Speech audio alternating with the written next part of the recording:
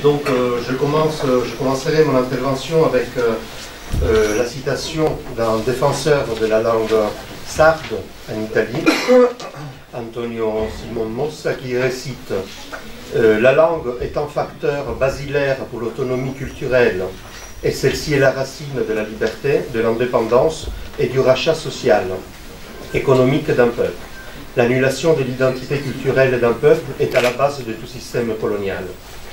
Donc je vais vous parler un petit peu du sicilien, qu'est-ce que c'est le sicilien en général en tant que langue, et quelles sont donc les avancées un petit peu qu'on a fait jusqu'à maintenant en Italie. Donc le sicilien, ou en sicilien, siciliano, est une langue appartenant au groupe de langues romanes de la famille des langues indo-européennes. Au sens strict, ce terme désigne le sicilien de Sicile et ses multiples dialectes, tandis qu'au sens large, l'on se réfère au groupe linguistique sicilien, qui comprend les Siciliens de Sicile, les Calabrais de Calabre, les Salentins et les Silentins aussi, méridionales. Et dans plus de 30 pays, des migrations siciliennes dans le monde. Donc depuis quelques années, on retrouve même sur Wikipédia un site à langue sicilienne. Selon l'UNESCO, donc les Siciliens et le napolitain sont considérés des langues maternelles, et cela veut dire que les langues italo-méridionales sont à considérer des langues séparées totalement de l'italien, l'italien standard qui est le toscan, et pas des dialectes qui appartiennent à celui-ci.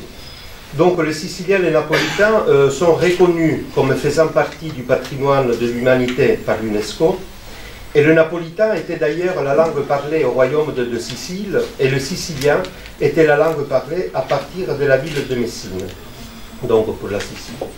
Donc la Sicile, juste pour faire un petit rappel, est l'une des 5 régions italiennes qui a un statut spécial, approuvé par le Parlement italien et qui a le rang d'une loi constitutionnelle. Selon l'article 116 de la Constitution italienne, en effet, donc des formes et des conditions particulières d'autonomie sont attribuées à la Sicile, à la Sardaigne, au Trentin, au Adige, au Friuli-Vénétie julienne et au Val d'Aoste, selon des statuts spéciaux qui ont été après respectivement donc adoptés par la loi constitutionnelle. La Sicile, par contre, donc chaque de ces 5 régions semi-indépendantes, la Sicile est la seule région à statut spécial où sa langue n'est pas reconnue par contre par l'État italien. Il faut qu'on fasse une distinction, juste quelques rappels de linguistique entre une langue et un dialecte, qui comme bon, on sait dérive du terme grec dialectos, et qui signifie langue parlée. Donc une variété linguistique utilisée par les habitants d'une aire géographique particulière. Le nombre de locuteurs et la délimitation géographique peut être de dimension arbitraire, et il en dérive qu'un dialecte peut aussi avoir plusieurs variantes à son tour, qui peuvent encore à leur tour contenir des sous-variantes linguistiques. Donc la langue est par contre la façon, en bref bien évidemment, la façon concrète et historiquement déterminée avec laquelle la capacité communicative verbale du langage se manifeste. Donc les traits communs capables de repérer une langue, toujours en résumant le tout, sont le vocabulaire, le système phonématique commun, la grammaire, la syntaxe, le style et la pragmatique. Donc, toutes ces caractéristiques linguistiques sont respectées par la langue sicilienne, qui est donc une vraie langue, même si elle n'est pas reconnue par l'État central, jusqu'à maintenant. Depuis une quinzaine d'années, son activité de valorisation est menée par des associations culturelles, des associations linguistiques, théâtrales, et par des groupes de musique aussi. Des sites internet, et pas seulement des Wikipédia, sont désormais en langue sicilienne. La reconnaissance du statut de langue est continuellement demandée et proposée à l'État italien, et cette reconnaissance permettrait l'utilisation du sicilien dans les écoles, dans tous les bureaux publics, et la presse et les médias. De nos jours, nombreux en Italie sont les écrivains ou les poètes ou les metteurs en scène ou les acteurs cinématographiques de théâtre qui choisissent le sicilien pour s'exprimer, de plus en plus d'ailleurs. Un des plus connus écrivains auquel on doit la diffusion aussi de la langue sicilienne au niveau national est Andrea Camilleri. De ce roman, on en a fait aussi un film d'une grande renommée internationale que Le commissaire Montalbano.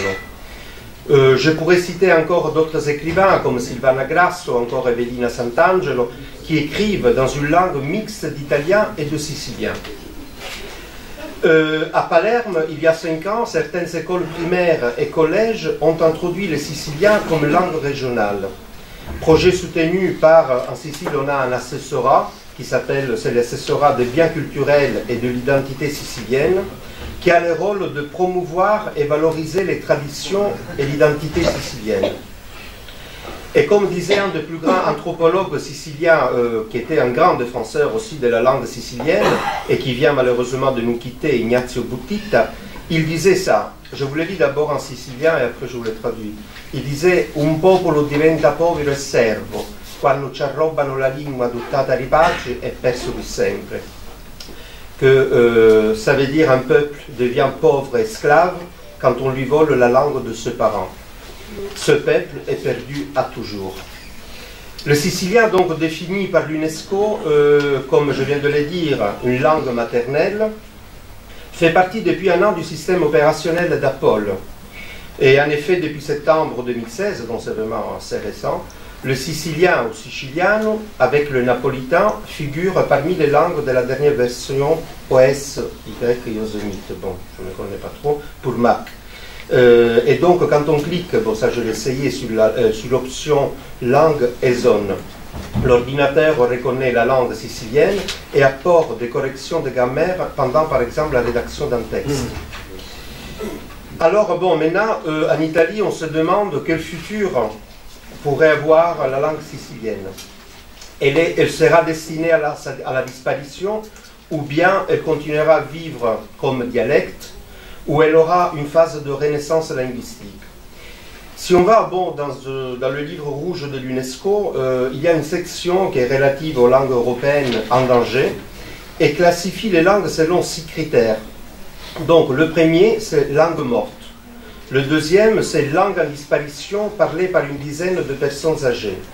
La troisième, ce sont langues sérieusement en danger, avec un nombre de parlants âgés. 4, ce sont les langues en danger avec un nombre d'enfants parmi les parlants, et donc avec une tendance décroissante. Le cinquième, c'est langue potentiellement en danger avec un nombre considérable d'enfants, mais sans un statut, entre guillemets, de langue officielle. Et le sixième, c'est les langues pas du tout en danger, avec une transmission sûre de la langue aux nouvelles générations. Cette dernière catégorie comprend toutes les langues qui ne sont donc pas en danger, comme par exemple, donc, comme les Siciliens, qui appartient à ce groupe-là, donc il a été classifié dans le groupe 6, mais avec l'italien, le français, l'anglais, l'espagnol et d'autres langues nationales. Par contre, les Corses, par exemple, appartiendrait au groupe 5, donc ce groupe qui dit langue potentiellement en danger avec un nombre considérable d'enfants mais sans un statut de langue officielle, et le sarde qui est par contre la langue reconnue par l'État italien en tant que langue vraiment, et en fin de compte on pourrait même s'exprimer en sarde dans des réunions officielles, en théorie. Le basque et le gaélique irlandais, ce sont ces derniers de langue officielle, appartiendraient au groupe 6 aussi. Donc la reconnaissance d'une langue n'est pas du tout évidente, je pense, ça c'est le parcours qu'on est en train de faire aussi en Italie, et les difficultés auxquelles nous devons faire face sont énormes. Car qui dit langue, dit culture, dit aussi identité, mais dit aussi économie et politique. À ce propos, je vous rappelle ce qui s'est passé le 21 février 1952 au Bangladesh. À l'époque, le Bangladesh dépendait du Pakistan, où des étudiants et des universitaires ont manifesté à Dakar, l'actuelle capitale, pour la reconnaissance de leur langue maternelle, le bengali. La police avait chargé sur la foule, faisant beaucoup de victimes. Voilà pourquoi l'UNESCO célèbre chaque année à cette date bien précise la journée internationale de la langue maternelle, qui est donc le 21. Pour terminer, donc, je pense que personne ne peut arrêter en Tunisie, comme dans d'autres pays, un processus naturel d'évolution linguistique d'un pays ou dans une région bien déterminée. Vu que la langue naît et grandit avec nous. Mais je suis fort convaincu qu'il existe en Tunisie une grande nécessité de créer au plus vite possible une académie de la langue tunisienne.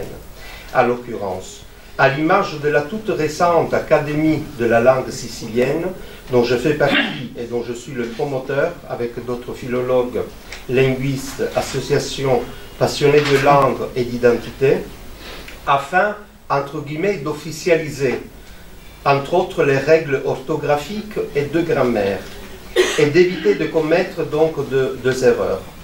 Parmi les finalités immédiates de l'Académie de la langue sicilienne, il ne figure pas, par contre, la standardisation rigide de la langue sicilienne, même si on prévoit dans un futur pas trop éloigné la possibilité d'une telle opération. Donc l'Académie de la lingua siciliana vient d'être officialisée le 21 février donc, de cette année 2016. Merci beaucoup.